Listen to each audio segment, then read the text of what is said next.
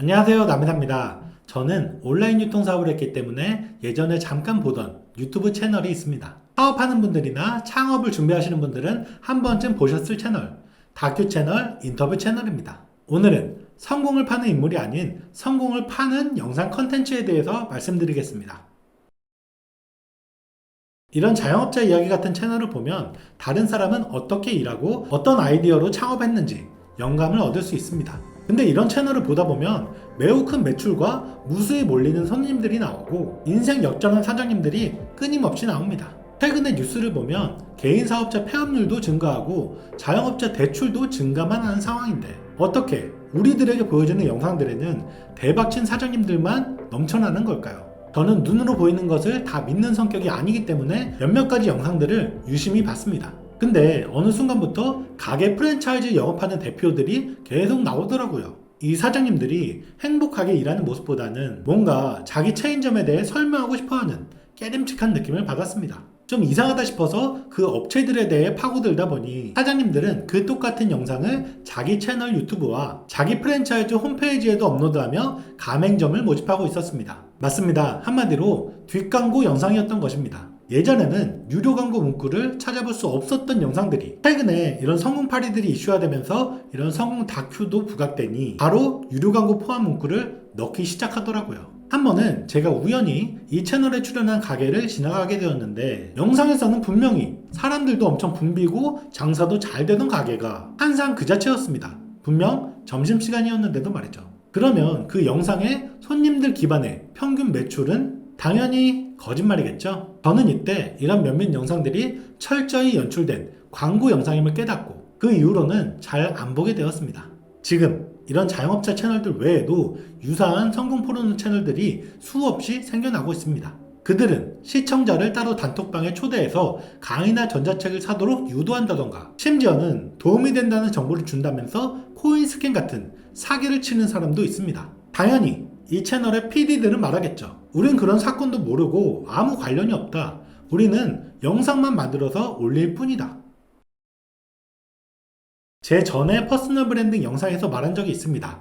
자기는 퍼스널 브랜딩 외치면서 정작 자기 유튜브에는 다른 사람 인터뷰만 하는 채널. 네, 그 채널 마침 여기 영상에 인터뷰로 구독자 모은 사람들이 떡하니 있네요. 네, 악당편도 있고 파리계의 욜로족도 있고 이 사람들이 롤모델인가 봅니다. 이런 채널을 보면 진짜 퇴사에 대한 이야기를 하는 사람도 있지만 간혹 유튜브를 운영하는 사람들이 자기 채널 또는 서비스를 홍보하러 나오면서 퇴사 후 온라인 유통 또는 다른 창업, 성공 스토리를 말합니다.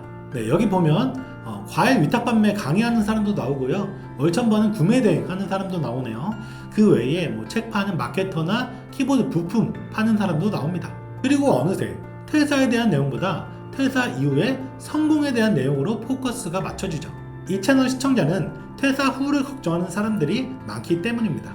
이런 사람들의 성공 포르노 광고를 보고 있으면 아까 봤던 자영업자 채널의 프랜차이즈 홍보나 뒷광고 느낌이 강하게 들더라고요. 네, 이 사람들이 모두 홍보하러 나온 것도 아니고 성공파리들처럼 퇴사에 대해 심각하게 조롱하는 것 같지는 않아서 그냥 넘어가겠습니다. 네, 다음 이 채널 주인도 유튜브 전자책을 파는데요.